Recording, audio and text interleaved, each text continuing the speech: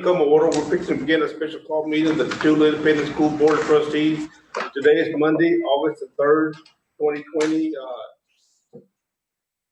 Time is 6:05 p.m. We'll begin with opening prayer. Mr. Schuler. Our gracious Heavenly Father, we are thankful for another day of life. We thank you, Lord, for your presence here with us. And we ask you, Lord, and we invite you to be here with us and guide us and direct us, give us wisdom and knowledge to be able to take care of the business of the school. We ask you, Lord, to just guide our steps. Lord, be with each and every one today as they leave this place as well, that they all go home and they're safe. Lord, be with all our children and the parents and all of those teachers who are getting ready to teach the children. We ask all these things, Father, give you honor, glory, and praise. In Jesus' name, amen. Amen. Allegiance to the flag of the United States of America and to the republic for which it stands, one nation, under God, indivisible, with liberty and justice for all. Honor the Texas flag. I pledge allegiance to thee, Texas, one state, under God, one indivisible.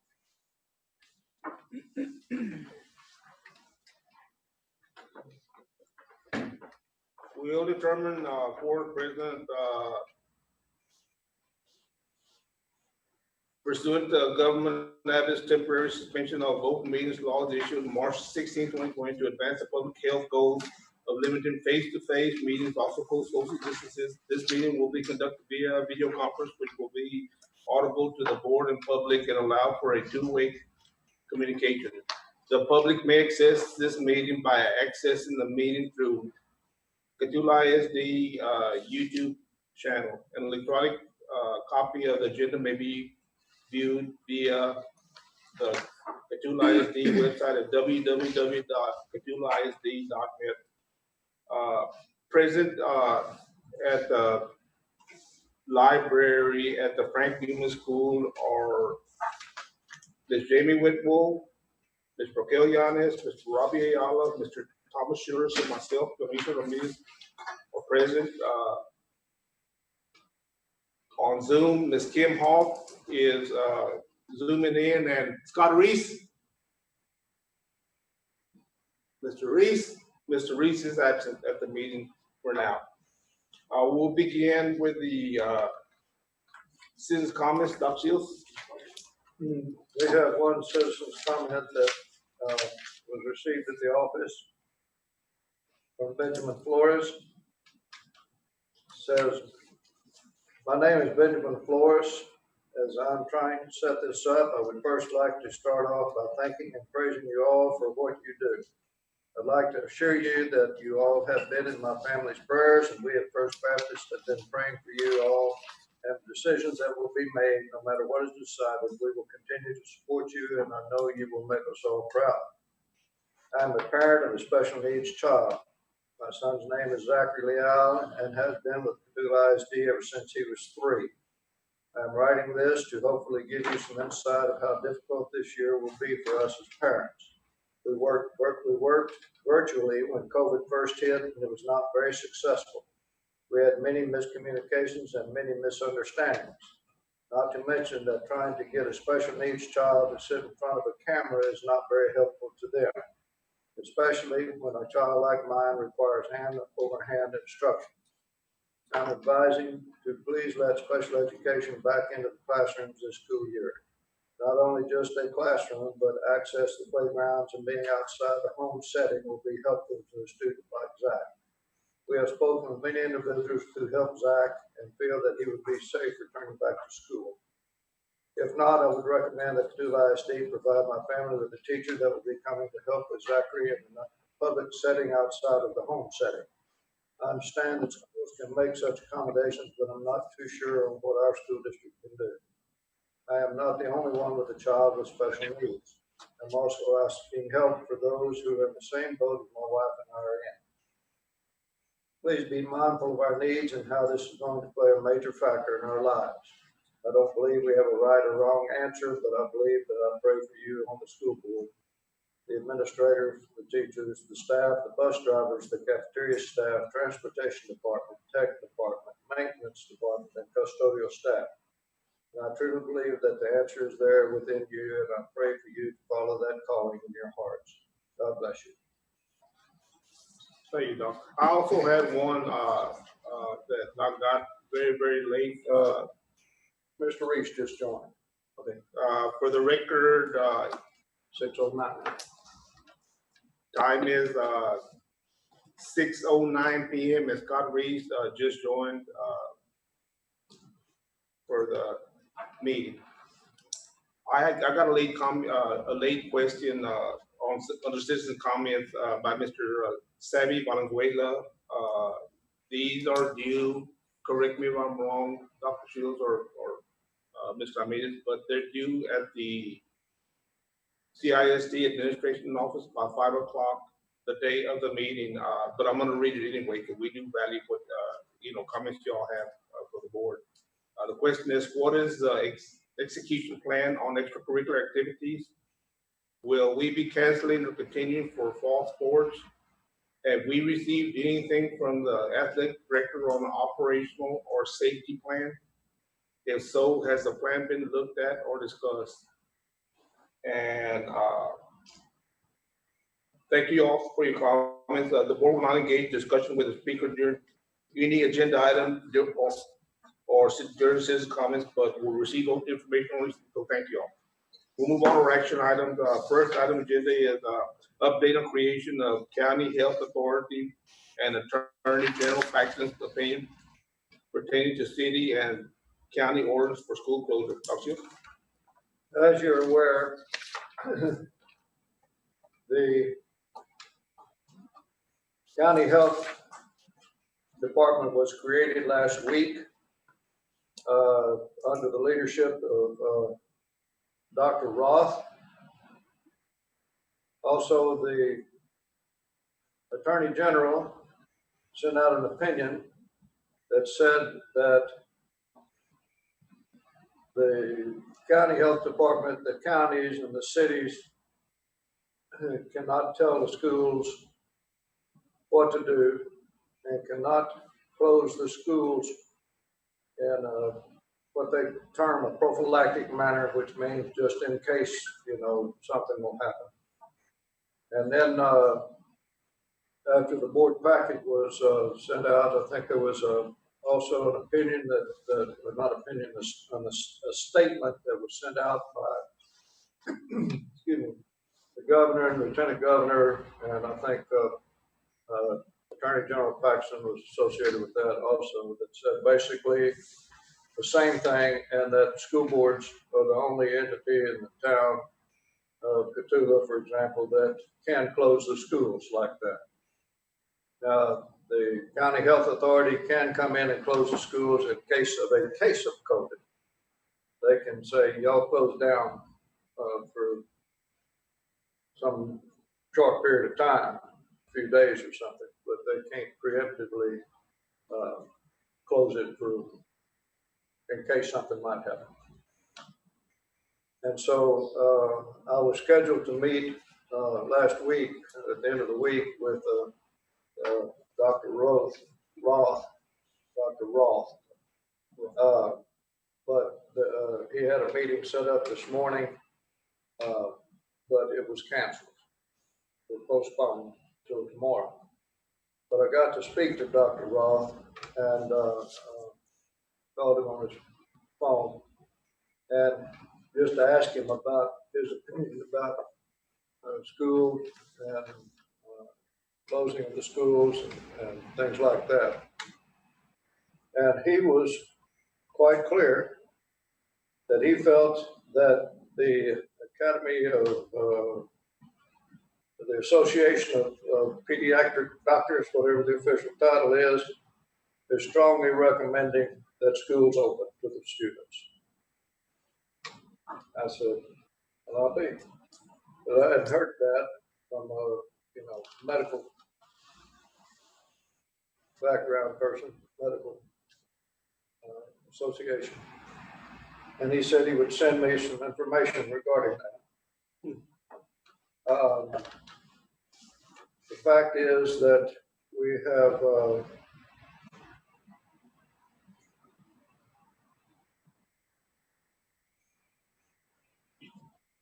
school about to start a week from today. The superintendent has the authority to declare remote learning occur for the first 4 weeks. The school board has an authority to extend that for an additional 4 weeks with a waiver from TEA. Anytime after that 8-week period is going to be basically on a case-by-case basis as determined by TEA. I'm sure it depends upon the number of cases we've got and all that kind of thing in our county, in our school. But I wanted to tell you all of this and see if we wanted to talk about it and leading into the next item on the agenda. But is there any comments or questions regarding the political landscape, the medical landscape? In effect, what it means is it's up to the school board to decide what's best for the students. So it overrides the city's ordinance, overrides the school board, can override the county's order. And so I wanted you to know all of that and see where we want to go with it.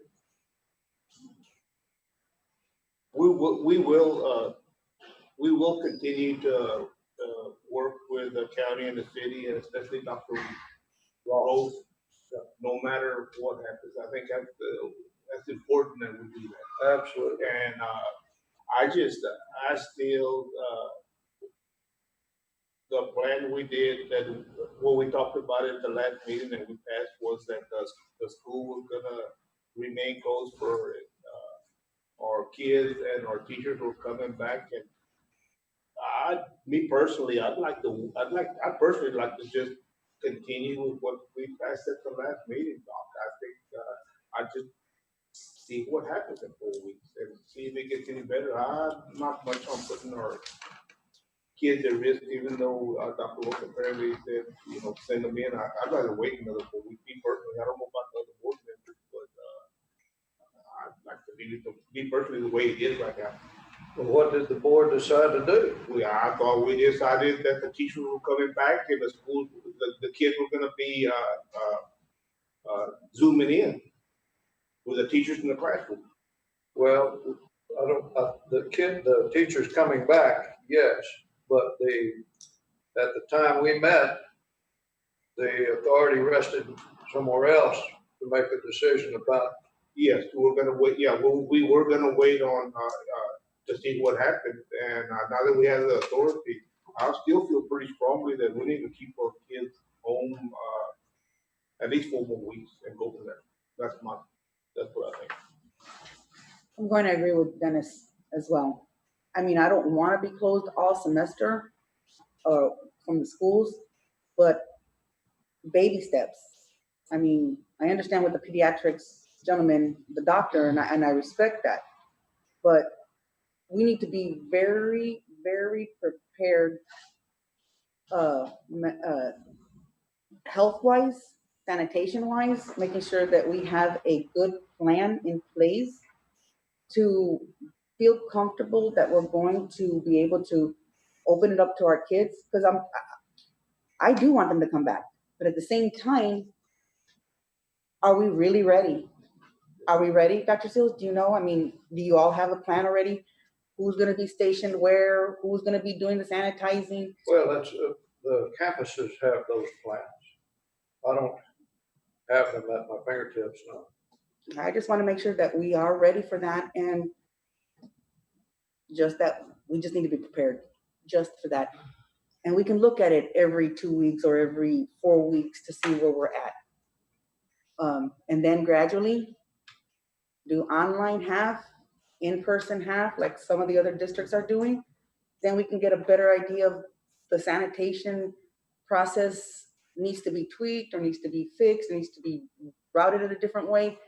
Then after that, depending on the COVID cases that we have currently, and the, you know, the people that have already been gotten better, and to see where we're at on that.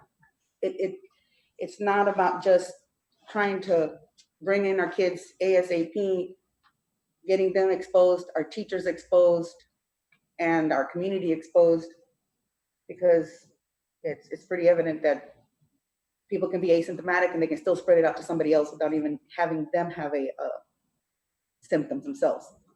I think we need to do baby steps. Let's look at it 4 weeks.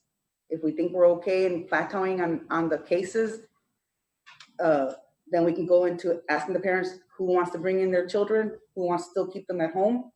We can look at that too. Baby steps, again, making sure that we are in steps with sanitation wise, cleanliness. We're gonna have to go above and beyond on that stuff. And then maybe consider bringing that back everybody else. That's what I'm just thinking, and mine is not. I've been thinking, figuring out how to bring back our kids and getting them back to normal. The parents will have the choice, no matter when we open, of whether to send their kids to school or keep them at home. Yeah. I agree with you. I think that we ought to wait 4 weeks. We need to wait 4 weeks. And then that gives even 4 more weeks of time to be able to get things set right. And as Raquel stated, baby steps is the way to go into it, a little at a time. And then this way we see what we're doing. We see how, I mean, this is a learning process for everyone. Yeah. And this also helps with the athletics and band. I mean, this will help them with, as well as having a really good down, packed down a process to where they can keep things sanitized. We want our kids to come back and play. We want our kids to do all those extra things. It's not like we don't want them to. But look what happened to Charlotte. They were doing their 2-a-days or whatever, their conditioning and training. They had to shut it down because the kids were infected. That was who, Raquel? That's Charlotte. Charlotte? Yes. Charlotte I.S.D.? Charlotte I.S.D. And it's on Facebook, and it was on the Pleasanton newspaper, Express. So, I don't know. I don't disagree with anything that you all have said, Mhm. but I think that there's some things that we need to take into that we need to look at as well that have affected my perspective. Number one, the number of cases that are at the prison. There a large number of our cases. When you look at the number of cases that we have in Tula, it looks like a huge number, and it is. I'm not downplaying it at all, but it's in the majority of them are in a centralized location. That's a comfort to me. Mm-hmm. I've also come to my attention, not from my own exploration, but from others that have said that kids are hanging out together anyway, according to social media, and they're not necessarily being monitored and being kept safe, or they're not in a monitored, safe environment with social distancing, and they would probably be safer if they were in a more controlled environment at school. That's true too. Of course, you've got to weigh the risk and the benefits. I think in-person learning is definitely a better option. I just can't, none of us sitting in here can say, absolutely, it's going to be good. It's going to be the best option because it's going to be, in person and safe. We can't guarantee that. We understand that. But I agree, baby steps. I agree with that as well. But I just want to also, it was brought to my attention the number of kids that are not necessarily maybe being monitored and cared for and getting everything that they need. And there's a social, emotional thing that's going on as well with these children. It's hard on them. So I want to open up. I wish we could open up safely tomorrow, but we can't. But I'm also, I just want us to not lose sight of the fact that there may be in a safer environment at school in some cases. So I think baby steps, yes, but I'm not completely opposed to. I know there's parents that want their kids in school. I know that there's teachers that want to be teaching kids in person in school. So that's my perspective on it. Dr. Seals, I agree with everybody and all their comments, and I, like Jamie, want to get kiddos back in the classroom as soon as we can, as soon as it's feasible. Talking about this, we are 7 days from our opening day, and I personally don't think we're ready. I've been looking at all sorts of different school websites, and the information that they have on their web pages compared to what we have is I'm just going to throw it out there. It's quite appalling. The community is being informed. The parents are being informed.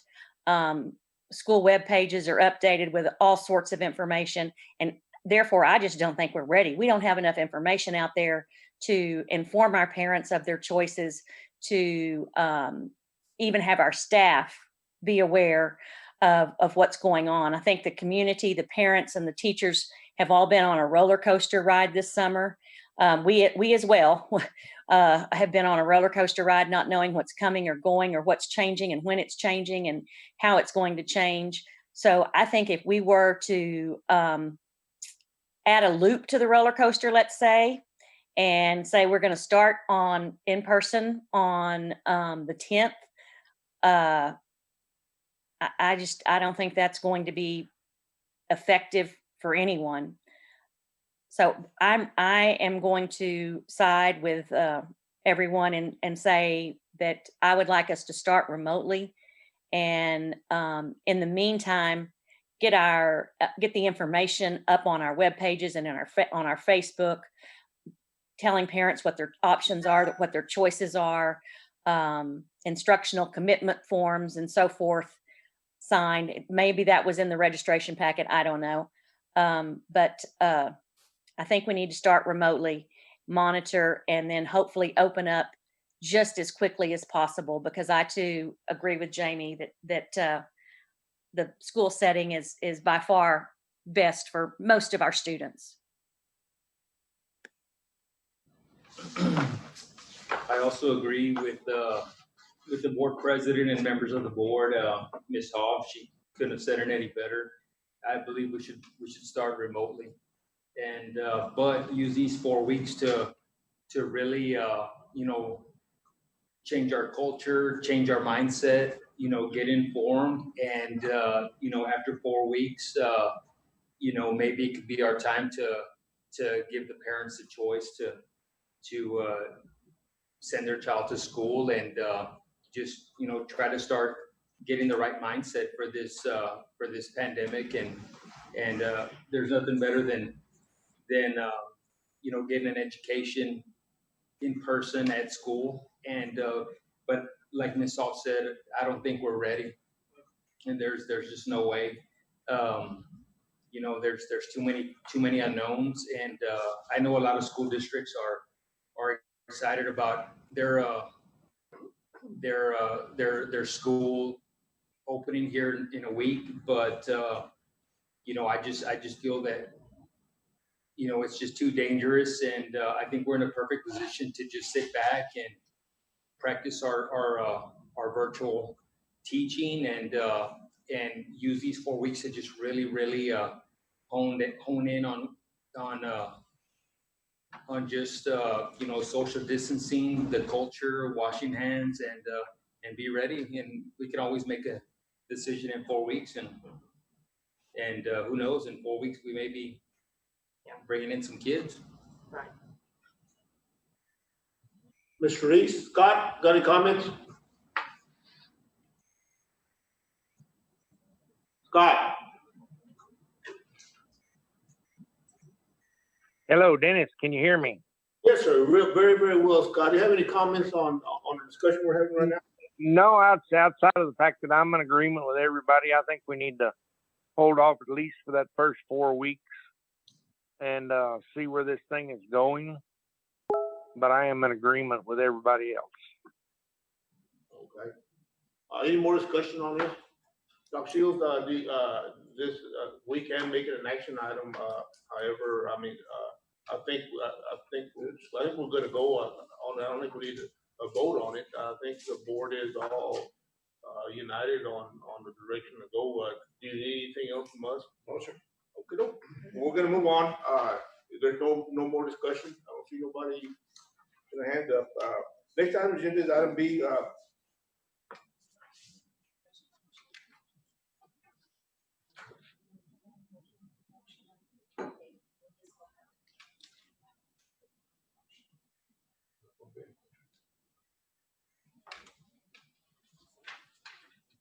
We're gonna go down? Yes. Okay, next time, item B, consideration, to opening pet center and providing childcare for employee children. Dr. Hughes, also represent that? Yes. I would like to ask the board to consider for a couple of reasons. One, what I'd like for you to consider is opening the PEP center, because the PEP center is considered childcare, and childcare is eligible to open. Also, if we provide childcare for the employees of the children of the employees here, then we can take care of them, and the teachers can worry about teaching and not about what's going on at home. What are the kids doing, all that kind of stuff, and won't be interrupted, as was mentioned last meeting, with children in the classroom with the parent, because that's similar to being at home. And we have the substitute staff that's going to be working. We have aides that are going to be working that I think we can reasonably accommodate with social distancing and safety measures, as was mentioned a moment ago. And I think we can do a better job of remote instruction, and we can keep the kids safe. In addition, I'd like for the board to consider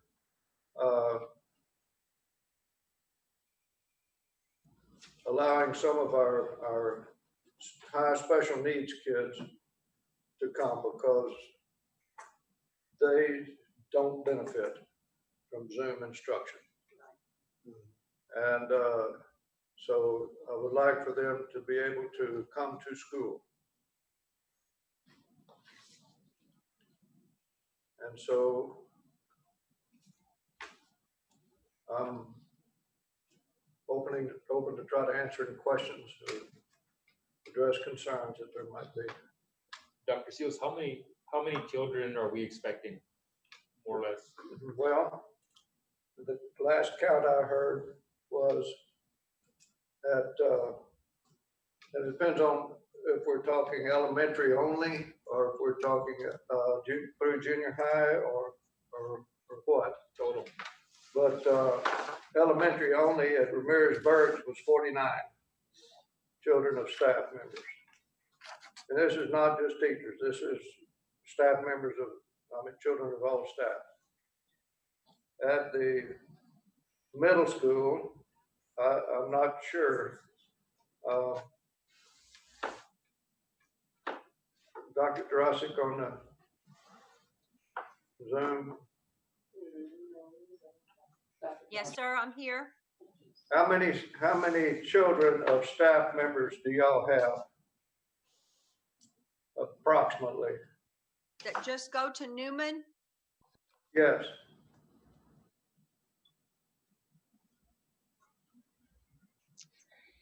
I'm thinking between 6 and 10. That's just off the top of my head.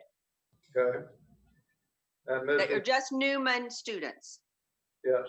Ms. Gonzalez and Ensenal, you have, what did you tell me, 5 or 6? Yes, it's 5 or 6 students from Ensenada. And I would not propose bringing Ensenal kids up here. Ensenal kids need to stay down there. But,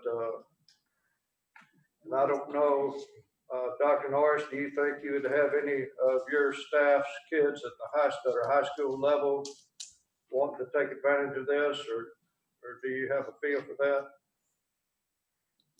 I don't think we've got any of our staff that have kids that fall in that category. We might have a couple of outside parents that would have some kids that could fall in that category, but not staff. I'm talking, Not that I. I'm talking about that would want to send their children, the staff that would want to send their high school aged kids for being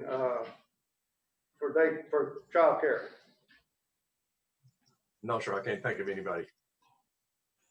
Dr. Seals, what about, okay, state licensing has from toddlers, infants, to 4 or 5 years old. Is the license, the capacity to hold that many children? You only have 3 rooms in there, and then the pep center area.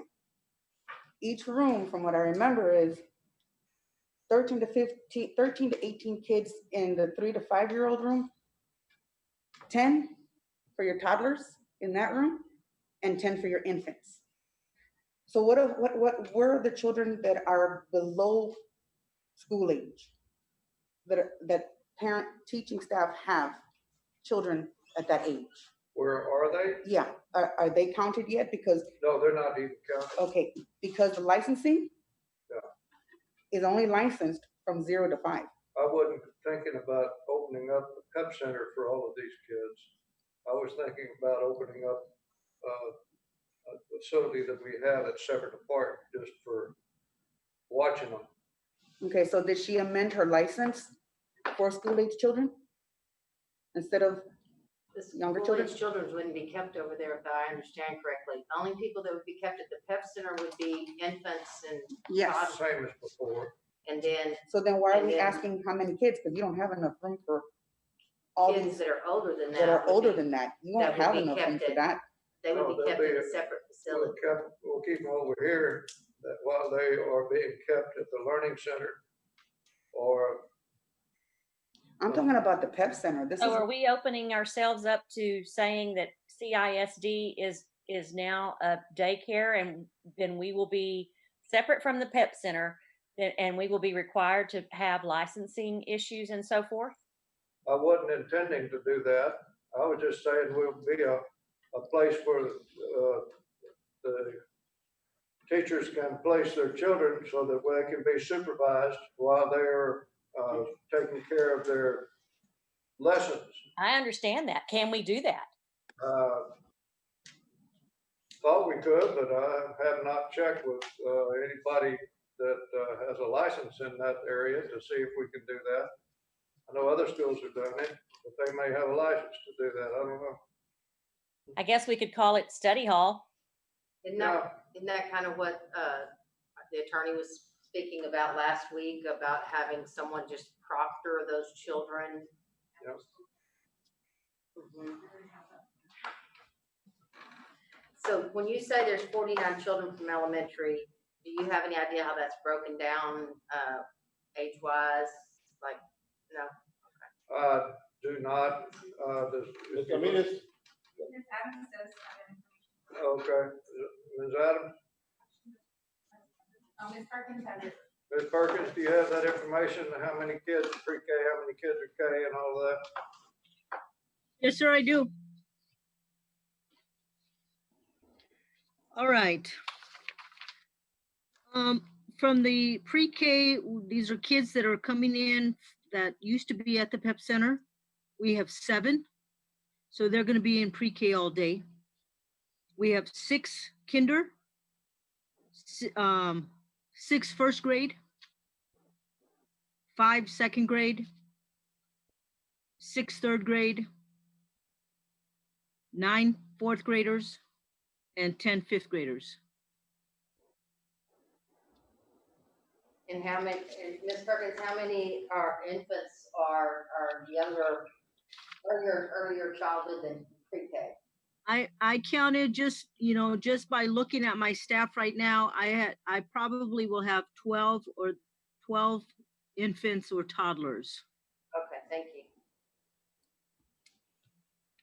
Dr. Seals, can we safely do social distancing in the PEP Center with that number of infants and toddlers? I don't know. Raquel,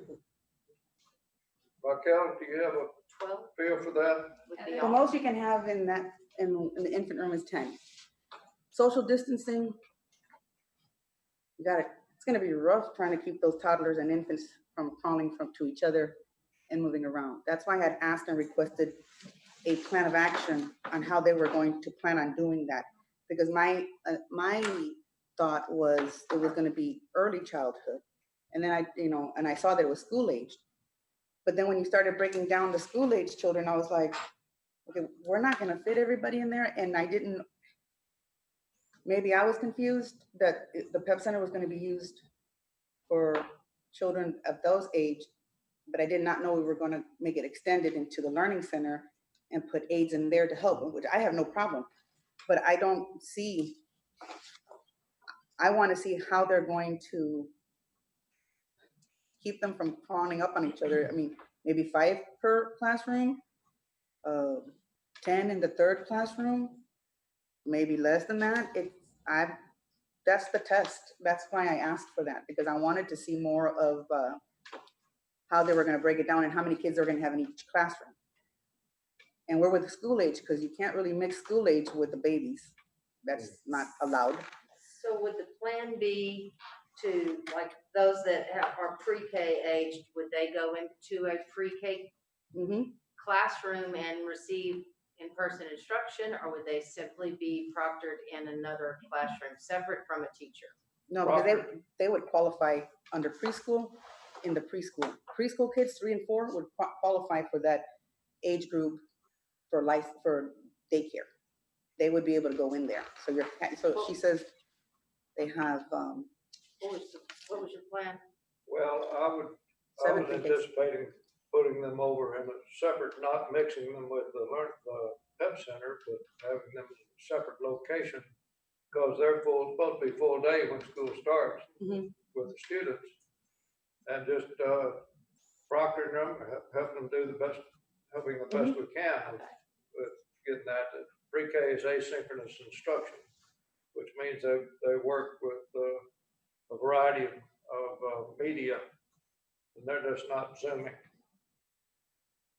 So these kids, and maybe I'm not getting this right, so these kids, let's take the 5th graders, the 10 5th graders, and there'll probably be more if we added in these other students. These 10 5th graders, would they have access to their remote learning while it being? Yes. Okay, that's what I thought. All right. Dr. Seals? Yes, ma'am. How many staff members do we have to man the PEP Center?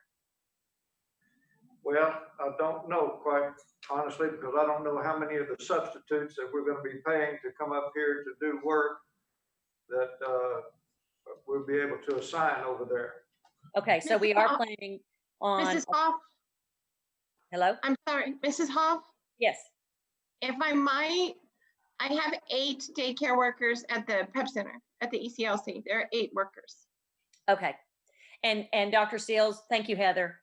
Dr. Seals, we're planning to add additional ones and move either paraprofessionals or subs around to accommodate appropriate social distancing for all these age groups that we're considering bringing on board? I was planning on working toward that end, yes.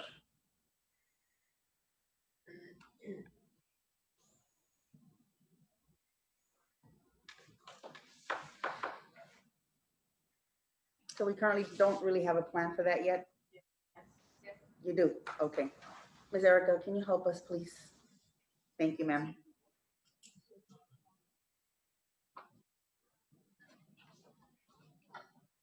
And I'm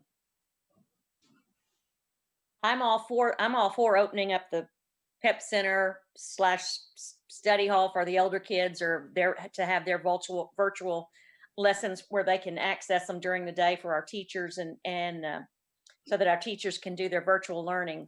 I just want to make it, I want to be clear that we're clear with our community that these students are not coming on to campus and receiving face-to-face instruction, because that seems a little discriminatory and unfair to others. So the purpose would be to allow the teachers to, from their own classrooms, be able to deliver instruction without having to worry about their own children, taking care of their needs or watching them, or, you know. I understand, and I'm completely for that and support it. Dr. Roberts? Okay, good evening. At the very beginning of our plan back in June, this was one of the committees that we established, and it was facilitated by Ms. Perkins. And the plan was that we identified all of our teachers' personal children who would need a location. We called it an on-site remote learning, so that our teachers would be able to be in the classrooms the way we've ended up being planned for next week to begin. And so all of those children would be divided up. And now that we have 4th and 5th grade at the RB West campus, they would run it the way we do our after-school program. So they would be in the old cafeteria that would allow for everybody to be spread out enough. And we would have to have a facilitator in there, and the remote instruction would continue with just that person, because the teacher would be streaming through for them. The same would be taking place at the RBE main campus, and we had identified the cafeteria as one location because the kids will not be going into the cafeteria to eat, because we will be serving our meals in the classroom. So that would be one area where we could spread the rest out. The other identified location was the gym, and it would act the same way. And so if one area wasn't enough to provide the distancing needed, we would then be able to move over, because without the kids in the building, of course, the PE teachers would be facilitating their instruction the same way our classroom teachers will be doing.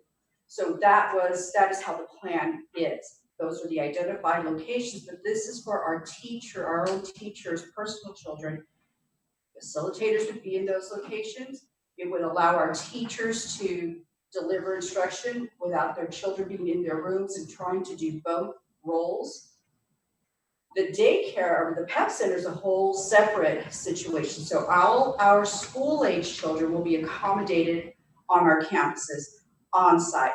But at that time, the plan only extended to 5th grade. Every time we would have any of our back-to-school meetings at the beginning of the year, RBE would host the location for our teachers' children, but it was always up to 5th grade.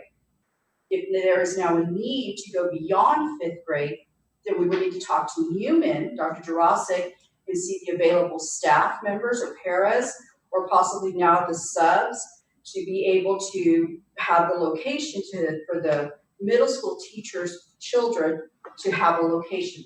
Cafeteria could be one, library could be another, depending on the number. And then we'd have a facilitator in there, and the remote instruction would continue the same way we had planned for everyone. So the only difference in the in-person would just be that it would be a facilitator being in the room, because the kids obviously wouldn't be able to be here alone, and being able to step in if needed. Does that clarify? Thank you. Ms. Ramos, President of the board members, excuse me, I just wanted to add some things, something to that. Because we moved our classrooms, or 4th and 5th grade classrooms, to Ramirez-Birch West, we actually have 10 available classrooms on campus that we are setting up for when we come back face to face. We were setting them up as facilitating rooms for our half of the classes. So we do have classrooms available if you all choose to bring the staff children, and we do have the staff to supervise and facilitate those classrooms as of now. Ms. Perkins? since you were the committee chair of this committee, a quick question. Did y'all consider any kind of ratio, like 8-to-1, 9-to-1? I've lost your sound. Miss, from the very beginning, Miss Adams and Miss Ramos and I, Dr. Ramos and I went into the classrooms and measured. And so we kind of figured we could get at least a 9-to-1 ratio in those classrooms. And of course, depending on what side of the building, we probably could get 10-to-1. But yeah, we have plenty of room to do that if we need to. I mean, the whole point of making this plan was we thought we were coming back face to face. And so we were trying to make those plans to do that. But since we're not coming, we have those rooms available. I just, with what Dr. Ramos mentioned when she said maybe 4th and 5th graders in the cafeteria there at the Learning Center or Rometus Burks West, there were 9 4th graders and 10 5th graders, and 19 for one facilitator, I think is during these times would be way too much. We should treat it like field trip numbers. Absolutely. And we do have the staff and we have some rooms over there at that campus that we can use for that we can divide those numbers and make them smaller. Perfect. Thank you. I have a question, Dr. Seals. You said some high special needs children might be accommodated as well. Who's going to make that choice? I was going to get with the special ed co-op director and the principals and determine who is unable to benefit from the Zoom at all. Everybody can say, well, my kid doesn't benefit from Zoom as much as they do in person instruction. But we have some children that just doesn't work. Right. It's not going to work. I'm completely in favor of that. But your special ed teachers are prepared to receive kids to work on? Probably not. We'll have to get them up to speed best we can. I have a question for Dr. Ramos.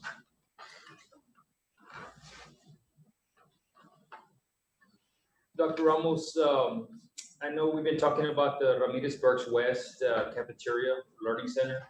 I know it's an older building. I went to school there in 5th grade. And how's the ventilation system there? Is it something that we've always had problems with? Is it something that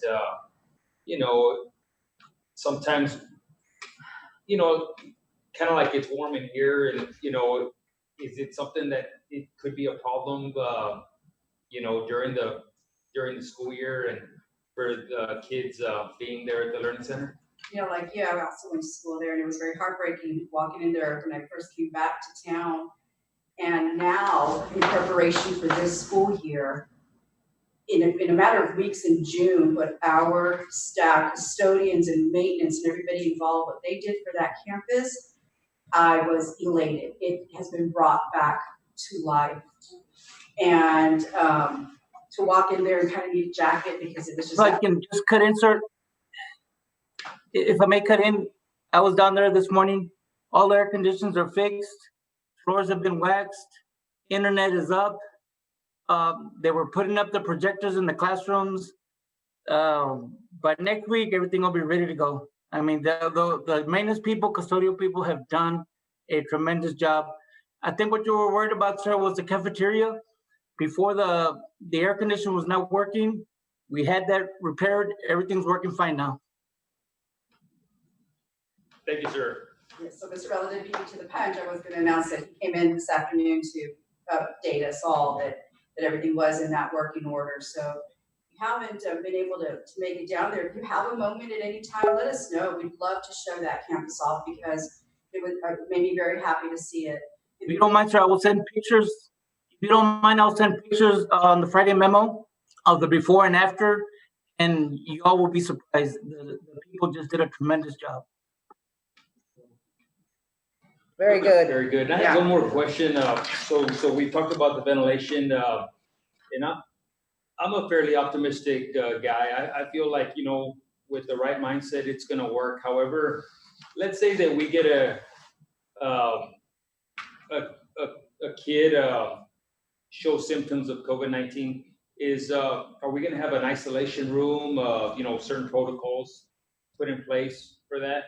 Yes, sir. Working with Nurse Ayala, she worked with her team, all the nurses of all the campuses, and that was one of their main tasks was to identify the area that would serve for that purpose. So every campus will have that location. Will the Ramirez-Burks West be located on the main Ramirez-Burks campus, the isolation room? No, the plan is to have a location there as well. Thank you, Doctor. And the West Campus is room 2. Thank you, ma'am. Thank you. Will we have a nurse's assistant assigned to that campus? Or will they have to call RBE for assistance? Yes, they will. It'll actually be Ms. Reese here from Newman that will serve both campuses. At this time, that's what we have.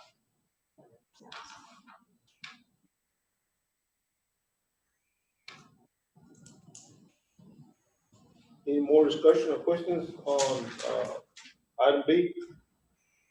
The only comment, I guess, that I have in a question for, Dr. Shields is anything we can do to help our teachers and keep our teachers here is very, very important to me. Childcare is probably the number one issue that I would see, well, we might be able to lose some teachers just to really help them. And sorry about that. Anyway, I'm not going to repeat what I said, but I'm all for it. I just want the only clarification I need, Doc, is so we're targeting the kids that are going to be targeted are going to be for this PEP center, like it's our packet is going to be. So we're considering grades, the PEP center or grades 1 through 6. I just need because it was brought up earlier that they're going to be doing some some remote learning from the classroom. What grade are we talking about? Pre-K Pre-K up to 6th grade, 7th grade? Well, it depends on what you approve. That's why I'm asking the question, to make sure that the board is, that we're all on. There may be some parents of middle school age students that don't really feel comfortable because of where they live or how far out they live, for example, leaving their middle school age children, or possibly even high school children. Yes. Home alone, so to speak. You bet. And I'm all for it. I just wanted to clarify so the board is aware, just who we're not talking about, just maybe we're talking about this probably we probably need a motion on this, but just to get some clarification on what we're talking about before we go any further. We're talking about opening the PEP Center for those that are eligible for PEP Center services. Okay. We're talking about everybody else above the PEP Center as being held at the school and supervised so that the parents can focus on instruction. So opening the PEP Center for all eligible children, and then all other school-age children of employees would be proctored, if that's the term we want to use, in the school and or monitored. Monitored, okay. Dr. Steels, I have one quick question. Is the PEP Center ready? Well, that's a good question, and I think Are the cribs set up? Are the floors done? Are we ready to open? oh, maintenance-wise, Mr. Vela. Maintenance-wise, the report I got from Nini is we're set to go. As far as the cribs and They're already there. where Ms. Galvan wants to put them and all that, that won't be a problem. But sanitizing, all the buildings have been sanitized, everything's done. You know, the only thing we need to do is set up the, like I said, wherever they want them, as far as the beds or whatever they have for the kids. And signage as far as, you know, the proper protocol for safety measures and the hand sanitizer dispensers everywhere. And are we ready for all that? Did licensing mention the Hang on, This- Rafael. Ms. Hall, I'm sorry. is that a question? Yes. That was a question. Yes. Do we have the hand sanitizers? Do we have the signage needed to remind staff? And I know that toddlers can't read, but you know, if there's signage on the floor about, you know, where to stand and line up and all of those things. Ms. Hoff, I'm not sure about the signage. I know it was something that June and I talked about. I do know that as far as getting the cribs and all that stuff set up, usually Ms. Galvan asks me for to bring in her staff a few days earlier before the teachers come back to get everything ready. Of course, the teachers coming back on Wednesday, that doesn't give us very much time.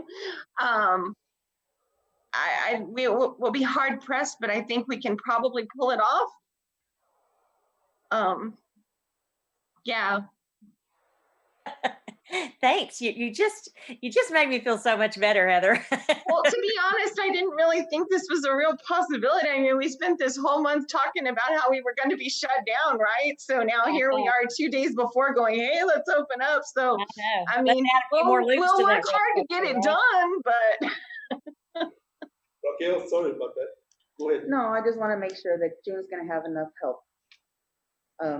Because like I saw here that she's going to have to disinfect toys and put them in, because they put stuff in their mouths. And she says that they're going to put them in a box until they get sanitized. My question is, a schedule sanitized? They're going to need an extra hands because if we can afford it.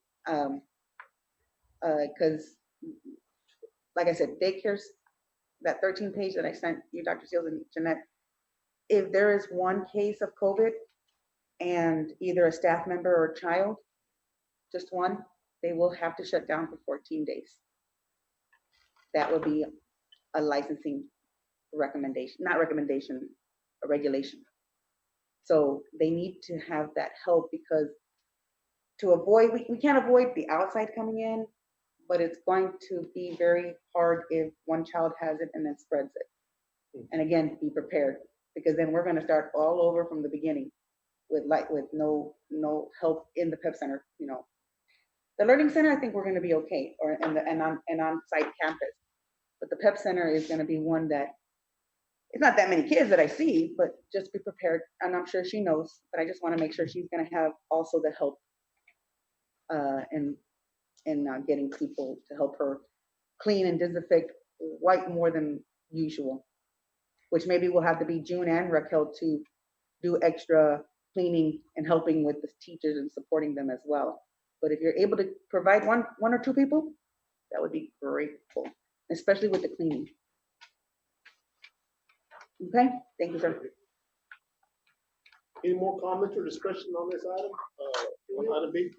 Do we want to add in, if we're looking for making a motion, do we need to add in the special needs children as well in the motion, or does that need to be a separate motion? Oh, it's that same motion.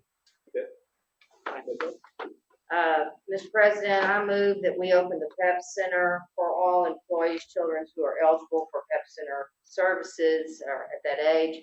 In addition, I move that we provide school-age children of employees an area on campus where they'll be monitored.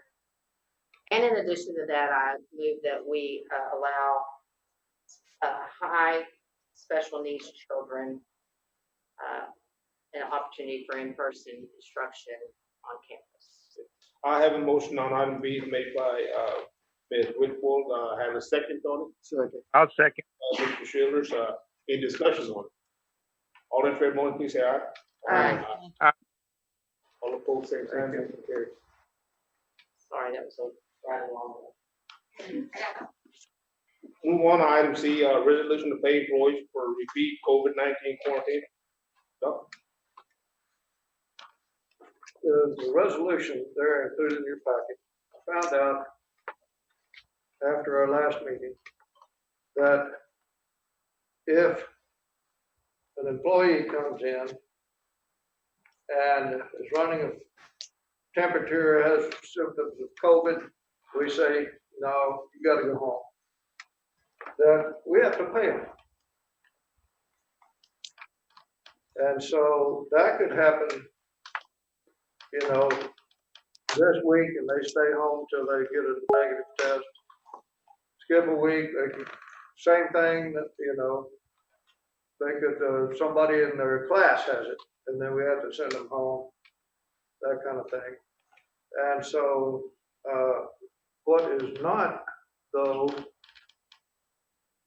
called out specifically, or let me rephrase that, that is only for contract employees.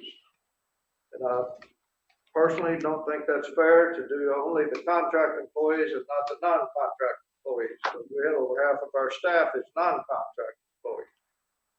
And so what I'm asking you to consider is a resolution that basically says that we can, that the authority to grant paid leave to contract and non-contract employees, where it's called COVID extended leave, when the employee is required to quarantine pursuant to TDA guidelines for close contact with an individual positively identified as having COVID-19. Such leave shall be available only after the exhaustion of all paid federal, state, and or local leave. And it says including the pool of the bank, but that doesn't kick in until a couple of weeks after you've used it, which the employee is eligible to use. And that's laid out in the resolution itself. I'll be glad to try to answer. And if you have questions about the payment of contracted people in that case, Ms. Hall, the one that was here that gave us training, she agreed to be on standby. If we wanted to ask her a question, we can call her. Dr. Shields, so that is for contract and non-contract employees? Yes, okay. The resolution is. And that's if we send them home due to exposure. Maybe they don't have any symptoms, but they have been exposed and close contact. Or the class that they're teaching has a student in it that tests positive. It's for direct contact, kind of sending home for direct contact and telling them to stay home. Somebody's tested positive. A bus driver with a kiddo that rode his bus. Yeah. Okay. Mr. President, I move to approve the resolution to pay contract and non-contract employees for repeat COVID-19 quarantine. Okay. As presented by Dr. Shields. I have a motion on item C on the resolution to pay employees and repeat COVID-19 quarantine,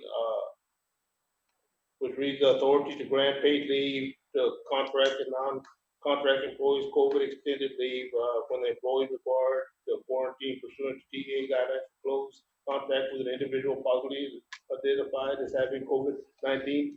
Such leave will be available only after exhaustion of all paid federal, state, and local leave, including pool or bank leave, when which the employee is eligible to utilize. To have a second on that motion. Second. Second by Ms. Hoff. Any discussion? Yes. Do you want to include in there, the attorney did, that the pool or the sick leave bank in that, because they have to be out a number of days and then request reimbursement for that. It was included in there. It is included in here. Do you want to leave it there? What are you recommending though? Heather, you run that pool. Do you have a recommendation? Excuse me, say again? Do you have a recommendation on whether to allow the pool to be included before consideration of this resolution?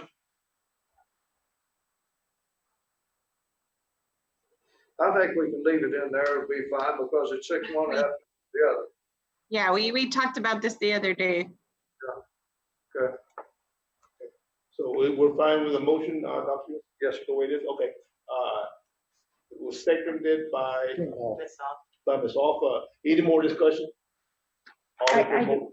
Is this gonna supersede the more than 80 hours, so we still have to pay them, right? This is in addition to the 80 hours. Okay, cool, all right, thank you. Any more discussion or question? All in favor, motion say aye. Aye. All opposed, same sign, motion carries.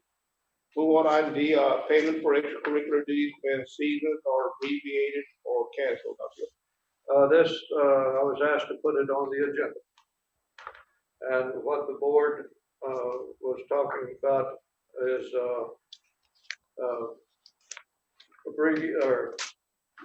eliminating stipends if a season is canceled, or cutting stipend proportionally if a season is only partially canceled.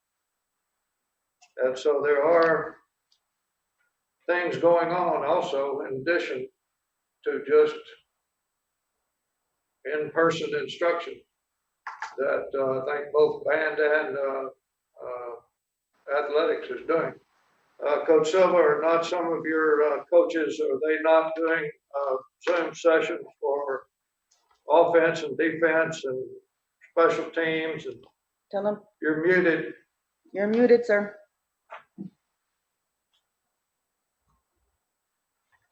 Can you hear me? Yes. Yes, sir. We've been holding Zoom meetings with the boys and just trying to stay in contact as best we could through emails and just kind of telling them, that we're going to continue going until we can, hit the field. Coach Silva, this is Raquel, sir. I wanted to ask you, is it only the football team or is it all like volleyball and? Yes, volleyball is going to start because today was the actual start date. And talking with Coach Sines, I know Coach Garcia has been in contact with the girls as well. And yes, ma'am, it will include that. And it also includes Coach Olvera with cross country. Okay, so my question is, if you all are doing Zooming, let me ask, how many times a day or how many times of the week do y'all do that?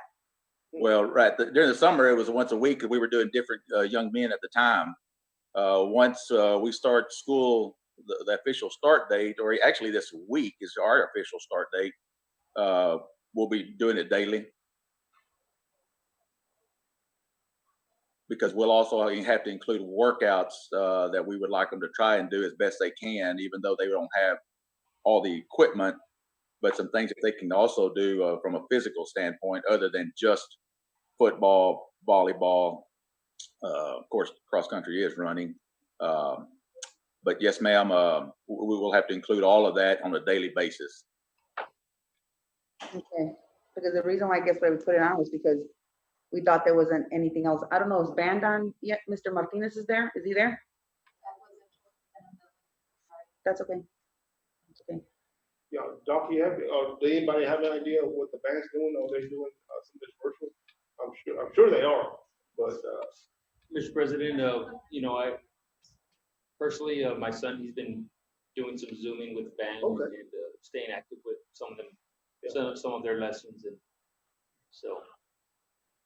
That makes a difference on this stipend on the extracurricular activity, because if they are doing things online, keeping communication, talking about sports, talking about plays, talking about different kinds of ways, maybe conditioning online too. I mean, I've heard about that as well, that some districts are doing conditioning with kids on Zoom, or they meet and they get told by the coaches or the band directors, you guys need to work on this, this, and that, as if they were going to play first day, and as hopefully we can go back to normal and have games.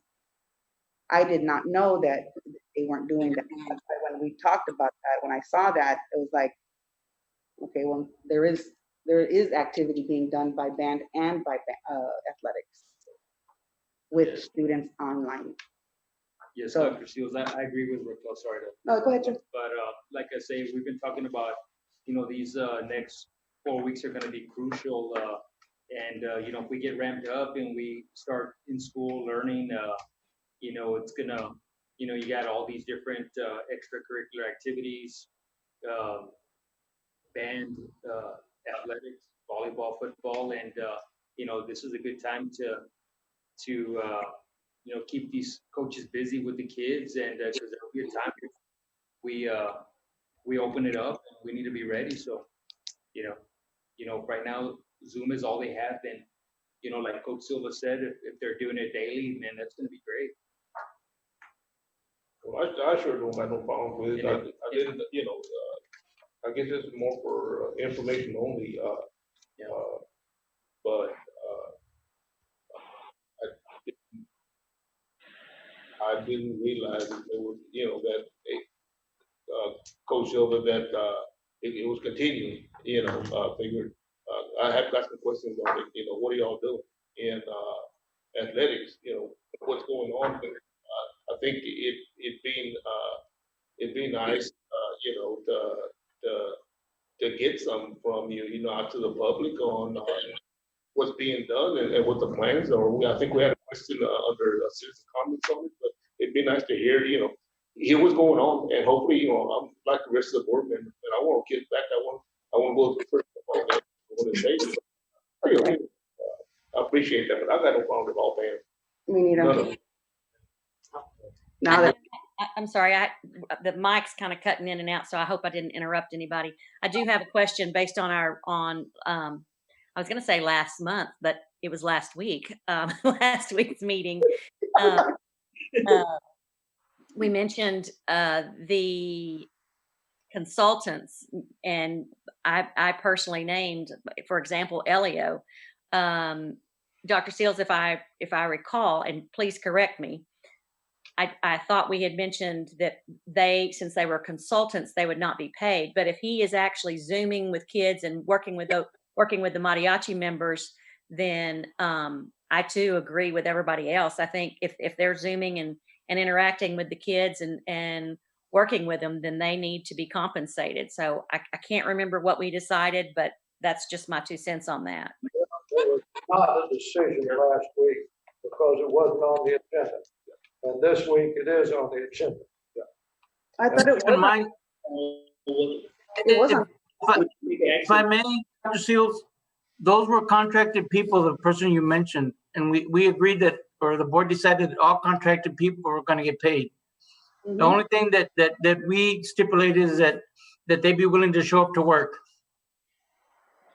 Mm-hmm. Gotcha. I just thought he was a consultant, so I didn't know that consultants were contracted. But okay, thank you for that clarification. Yep, we did. Any more questions on item D? I'll entertain a motion on it. Mr. President, I move to approve the extracurricular activities and duties when seasons are, if seasons are abbreviated or canceled. But in this case, we're working with our kids, especially during this 4-week virtual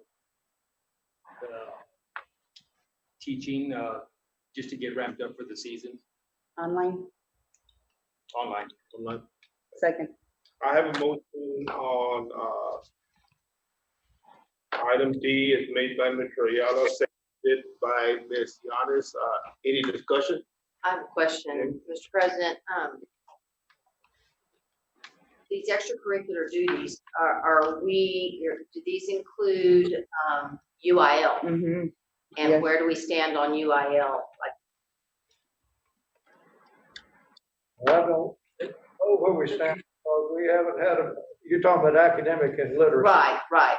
We haven't had a meeting yet to know where we're going to stand yet. So is this motion going to encompass UIL coaches? I would like to ask that it does, so yes, that we can hit the ground running when we get ready. I agree. I just want to make sure that that's understood.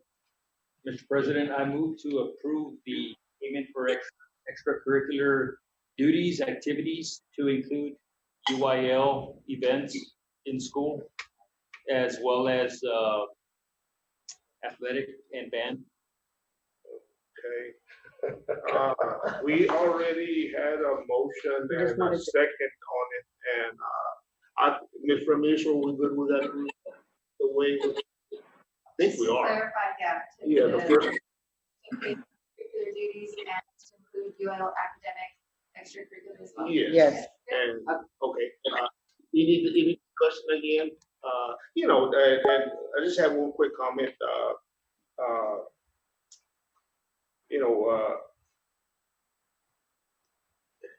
it's not our employees' fault, for UIL or coaching, that they can't do it, they can't do their job. It's not No. their fault, it's because of this dang, this corona, and, it ain't their fault, and, I'm sure they count on the money, or they wouldn't volunteer, to do a lot of it, but, anyway, just a quick comment, order for motion, aye. Aye. All opposed, say something. Coach Silva, can you do practices for me too? Just kidding. Oh, yeah. Thank you, sir. Say something real quick. Yes, sir. Just real quick. I know, we talk about talking to these young men, young women every day. We're talking athletically, but we're so used to seeing these kids on a daily basis and just talking life in general. So some of these Zoom meetings, it may not be just X's and O's and training. We're gonna, because this is going to be new starting next Monday. So some of the things that we'll talk to them about is, how's virtual schooling going? Your homework. What's your thoughts on how the new NBA and Major League Baseball looks now? The guys playing with no fans in the the stands and so forth. So yes, we'll be talking X's and O's, but we're also talking just life in general, because that's what we're used to seeing our kids and talking, the day and how things are going. So that will be included also in the daily talk with them. Good. Good to hear. Thank you, sir. They'll need that emotional support. Thank you all. Thank you, sir. Are we still, thank you very much, Coach Silva. We need to take a short break. Everybody, okay, if there's no objection to the board, time is, what time is up? Time is 7:21. Time is 7:21, for everybody on virtual, we're gonna take a very, very short break. Thank you.